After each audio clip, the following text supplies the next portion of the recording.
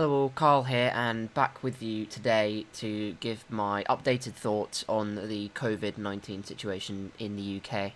So I'm recording this on the 18th of March, and today it was announced that schools would be closing across the country. Now, I'm not surprised by this. I'm not even vaguely surprised by this. This is something that I thought they should have done ages ago, and something they should have thought about ages ago, but it all really escalated so incredibly suddenly. I follow the secondary school I used to go to on Twitter, which I won't name because I value my privacy, and it just, wow, I can't actually describe to you how quickly it went from 0 to 100, honestly. First, I think there was a letter in the morning saying that there was a shortage of supply staff due to the whole thing and that there might be partial closures. That's okay. The same day, a couple of hours later, it said that Year 7s, 8s and 9s would not be on site for the rest of the week for the remaining 2 days, and it would just be Years 10, 11, 12 and 13, which is very sudden, but okay, it's fine. You still got the people that are doing their GCSEs and doing their A-levels at school, and that's quite important. And then the bombshell came about, I think it was it, 4 o'clock? I can't remember exactly what the time was, but basically the schools are shut. That's it. Schools are completely shut. Now, is this surprising to me? Like I said, probably not. It's not really surprising to me. But the implications behind shutting it now are, for me, extremely big. For now, GCSE exams and A-levels have been moved backwards. They've been possibly moved to September, which is very weird because that's when Year 13s, who will soon be then going to uni, and then Year 11s will be moving up into A-levels.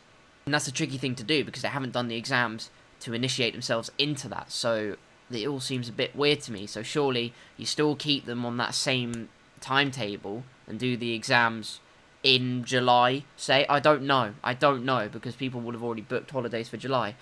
But not anymore, of course, because, but you know what I mean? It's weird. It's a really weird time.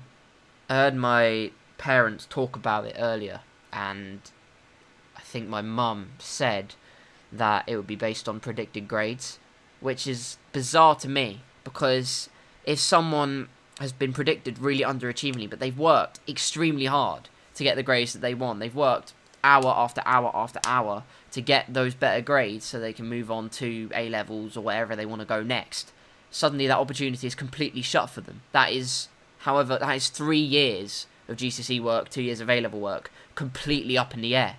It almost slightly boils my blood because I have a friend, in fact, who did their A-levels and is now doing their exams again in order to get better grades and go to the uni they want to go to. So props to them, because honestly, that requires a lot of patience and a lot of resilience, so well done to you. You know who you are.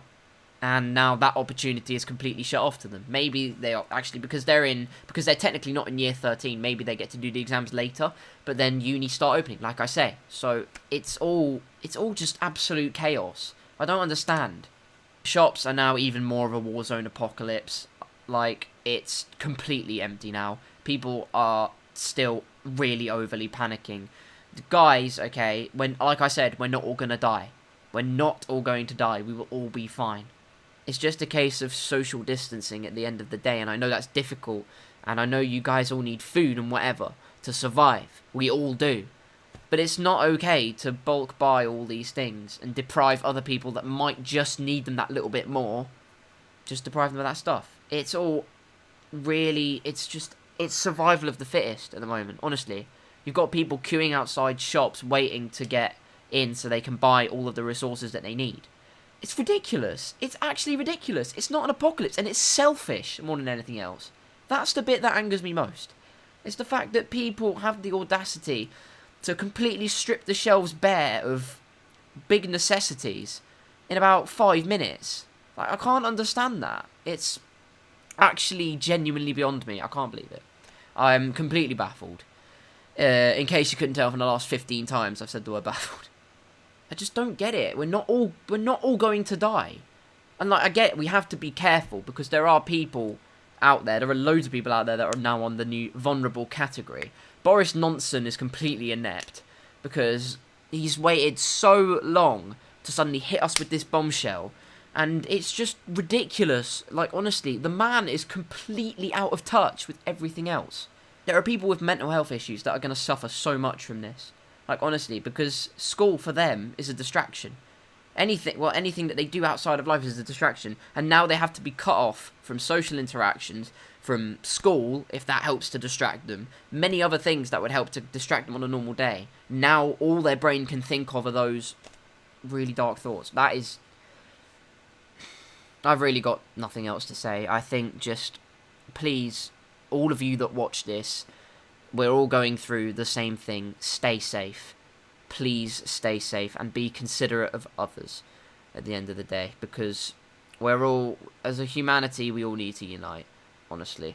Because I've said honestly too many times, I know. I don't care, I'm going to carry on. We need to all stick together in this moment. It's going to be difficult for everyone. It's absolutely going to be difficult for everyone, whether it's the actual disease or it's the economic imbalance in the aftermath.